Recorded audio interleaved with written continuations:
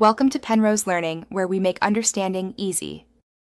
Open the Google Translate app on your iPhone and sign into your Google account. Tap the language pair at the top and select the target language you want to translate into.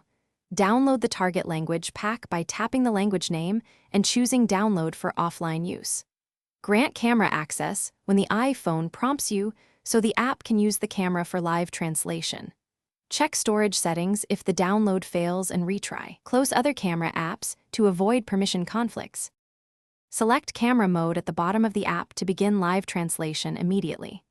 Choose Instant for continuous overlay translation or Scan to capture a still image for higher accuracy.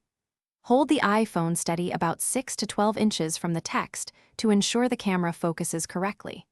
Move the phone slowly if the overlay lags, and avoid glare or low light sources that reduce accuracy. Tap the snapshot icon to freeze the frame and analyze text precisely for copy, pronunciation, or share options. Enable offline mode by downloading language packs before you leave Wi-Fi or cellular coverage.